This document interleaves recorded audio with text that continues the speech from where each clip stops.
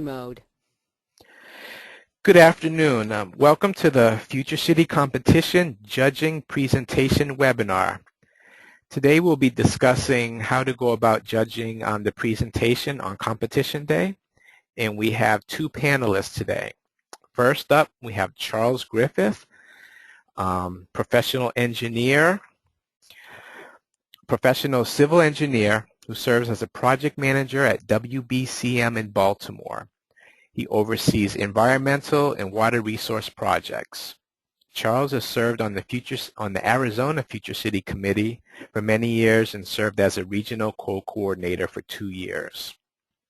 Dr. Michael Smith is chair of Discovery's Diversity Council and deputy executive director for internal operations of the National GEN Consortium, which promotes participation of underrepresented groups in postgraduate science and engineering education. Charlie will begin the webinar and discuss the specifics on how to judge the presentation. So I'm going to turn it over to Charlie.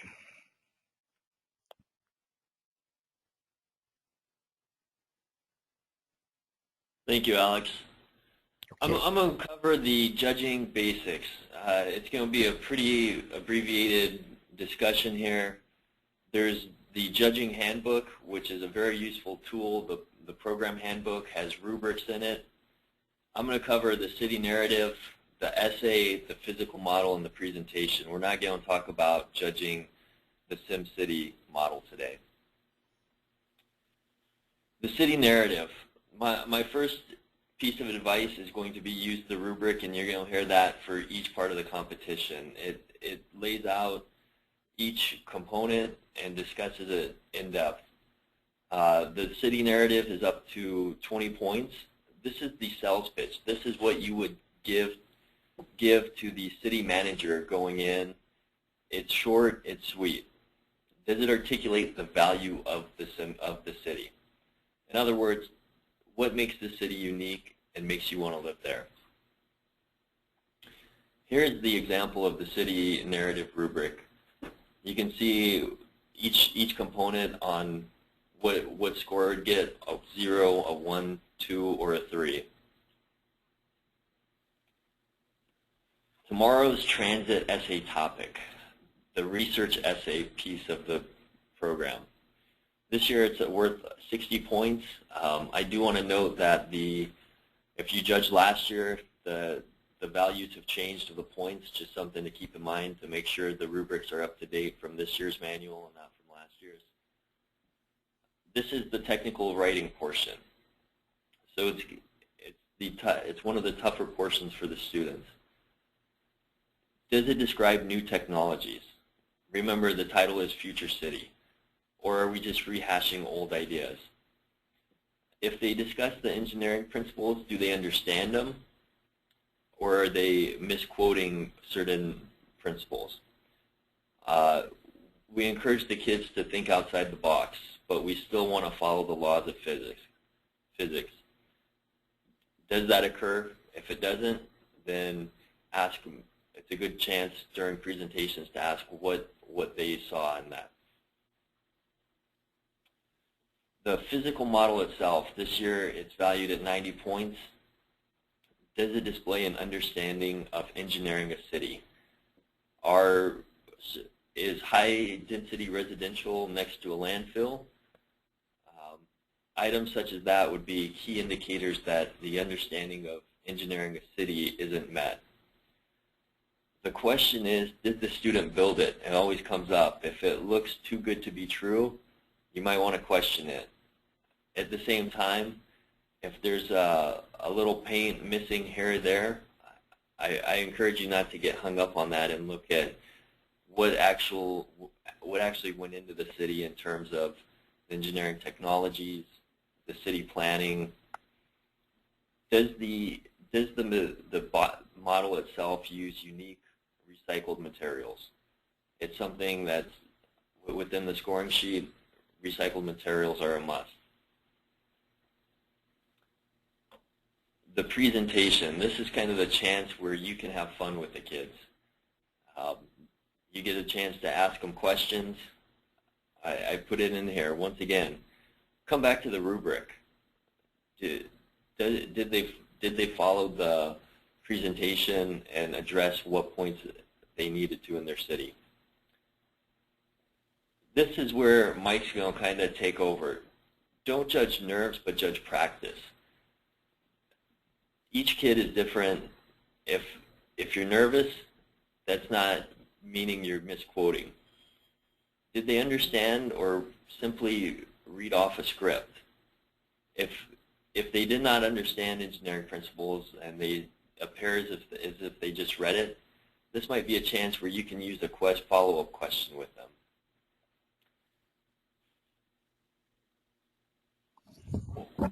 Coming back, the program handbook has all the rubrics. It's the biggest portion that I encourage everybody to use. Everybody's going to judge differently. In some cases, your team of judges might judge more harshly than another group of judges. Don't worry about that. Be consistent. If you judge one team more harshly, judge all the teams more harshly. The scores get averaged out. So I recommend checking out the Future City website as well. You can see some past presentations on that.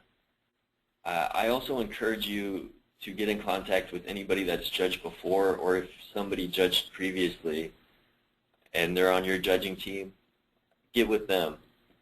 And certainly I'm available via email or on my cell phone anytime. If there are questions, you can give me a call or shoot me an email. I'm going to turn it over to Mike to talk more about the presentation and the diversity. Okay, thank you, Charles. Let me turn the screen over to Dr. Michael Smith. As we do that, did you want to do, I don't know, would folks have an opportunity for Q&A on the call, or I don't know how you were handling that? We'll do Q&A at the end. Okay, gotcha. Perfect. Just one moment. Okay. You have the screen. All right. Good afternoon, everyone. This portion of the training is really going to focus less on kind of the technical aspects of the judging process and the rubric, and really just about engagement with the students that you're going to be judging projects for. And so we're going to talk about a couple of things. The first is diversity sensitivity from a cultural and a gender perspective.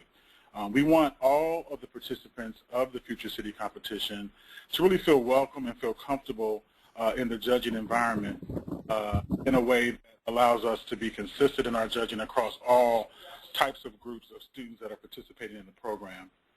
And so there's cultural and gender differences that we need to consider. And so one of the things that we talk about are recognizing that with the different groups that you're going to be working with, some of you are going to be working with groups, that are completely diverse in nature. Some are going to be working with groups that may have a larger percentage of underrepresented students. Some may be working with groups that don't have any underrepresented students, frankly. And then there may be other groups that are working with teams that are made up of a larger number of female project teams. So you just want to be culturally and gender sensitive, if you will, to those differences, and understand that those differences support creativity of thought, that every cultural or ethnic background that's participating in the competition, their background and their environmental experiences are going to impact some of the projects that you see. You just want to be mindful that those differences do support creativity. Be careful not to fall victim to what we call implicit biases. And these are just general things that just based on our own personal environments as judges that can often creep into how we decide to judge the projects and the presentations. Examples from a gender perspective are things like the general thought that girls are not good at math, which we know is not true, as well as boys are better at leading groups than girls can be. These are things that we may not say out of our mouths, but our behaviors and just, again, our general experiences may lend us to start to judge, and so we want to be as open as possible and try to negate those types of thoughts. Same thing culturally. Examples, all Native Americans live on a reservation, which we know is also not true. And African American boys are only good at sports-related careers. Again, we want to take each student's experience and we want to focus on the rubrics and the technical aspect of the competition, but recognize that environmentally what you see is what you get. So you have to meet students where they are, and you have to be willing to support a variety of creative thought that's going to come from a variety of different types of groups. And with that information, you want to exploit the positive uniqueness that these differences create. There are going to be students that are participating potentially in your regional or in the national event that may not have had exposure, frankly, to other types of ethnic or diversity or underrepresented groups. There may be groups who, clearly there are men and women on the planet, but there may be groups who have not had the opportunity to work a lot. Boys, for example, that have had the opportunity to do a lot of work with girl-boy teams, for example. So you just want to encourage positive thoughts. You want to encourage the students to be creative and unique in their presentations and judge them accordingly. Dr. Mike, can I just add one thing real quick? Sure. We'll do something different. There's a question box on your panel, so if anybody has any questions, you can go ahead and type them in, and I'll keep track of them, and then we'll answer them at the end of the webinar. Gotcha. Thank you. Thank you. Sure. So through your judging role, you really want to create an environment and a culture of inclusion. And so what does that mean? That means that you want to respect the diverse views of the students. You know, remember that we're dealing with middle school students who represent the environments that they come from, and in many cases, the environments are going to be different from some other groups that you're judging, and are going to be different in some cases from you yourself, the judge. So you want to respect the diversity of views that students are going to bring to how they choose to create their physical project and how they choose to present. You don't want to apply a one-size-fits-all approach to your judging. As Charles said, you do want to be consistent in your judging, but you want to recognize that the experiences of the groups that come before you might be different. So you want to just be open-minded in how you approach your judging. And again, you want to meet students where they are. You want to recognize things like the cultural differences and even the age differences. Many of you that are judges who may be educators, who may be educators within higher education, we tend to get locked into our daily regimen of either teaching high school students or teaching college students. And when you're interacting and engaging middle school students, it's a very different environment. So you just want to recognize some of the differences between yourself and other groups that you've potentially judged or engaged with and this group of students. And you want to meet them where they are, again, environmentally, age-wise, and in some cases even based on gender. You want to recognize that and be sensitive to that as part of your judging process. And then finally, you want to be prepared to manage through cultural or gender differences that may occur as part of the judging. So what does that mean? Don't be swayed by the use of culturally driven slang. And so, you know, different underrepresented groups, or in some cases, girls compared to boys, they just communicate differently. And so when you're judging the presentations, more specifically, and even the model presentations, you just want to make sure that you're not swayed by slang and things like that. Through some of the training of the mentors that are working with the students, a lot of this has kind of been bred in that training as well, that when you're preparing your students to present, you want to make sure that they're aware of how they speak and how they stand and their posture and things like that. But at the same time, understand, again, these students are representations of their environment, and these are some very sharp and intelligent students who still may be dealing with personal issues, frankly, on the home front. So you have to kind of take into account their environment, and so when they come, focus on the end result and the technical aspect and what they're presenting, and not so much on the slang and things like that. It's about what's in their brains, not how they're dressed or how they look. Again, many of you all as judges are going to see a variety of this. You're going to see teams who come in uniform, if you will, and you're going to see students who come as they are, but they're excited about the engineering. They're excited about their projects, and they're very excited about presenting. And for them, the focus isn't, I happen to have to wear this to the presentation today, So you really want to focus on not just what you see, but what's coming out of their mouths and the excitement and the motivation that they bring to their presentations. You want to be culturally sensitive in your questioning. So as you ask them questions, just, again, be mindful to focus on the rubric and focus on those things that are important to the development of their presentation and the development of their project. And always remember that STEM is the focus of this entire event and competition. So you want to work to bring out the best in each student as you judge. Many of these students, there are going to be some students that you judge and that you interact with who are, for their age, somewhat seasoned because they've been in competitions before. There are going to be other students who may not have presented individually or as a group. And so your focus as a judge is on the engineering, the math, the science, the technology aspects of their presentation.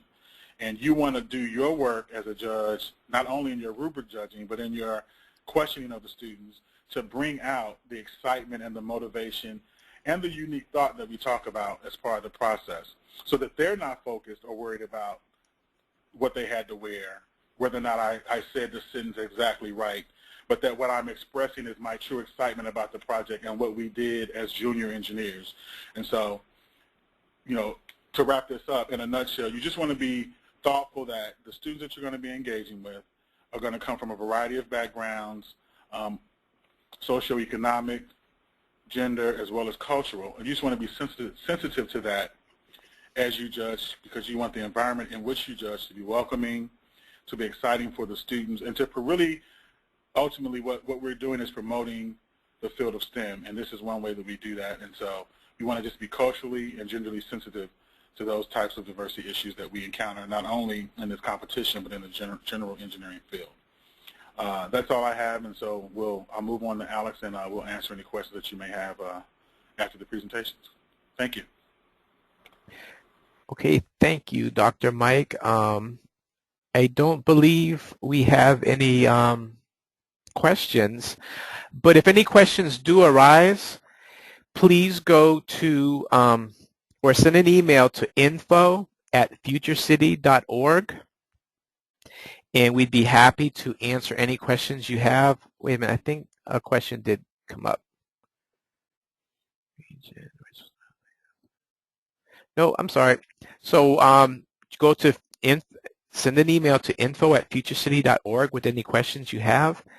And there's a lot of information in past webinars at www.futurecity.org. And I want to thank Charles Griffith and Dr. Michael Smith for their participation in this webinar. And I wish you all a good day. Thank you.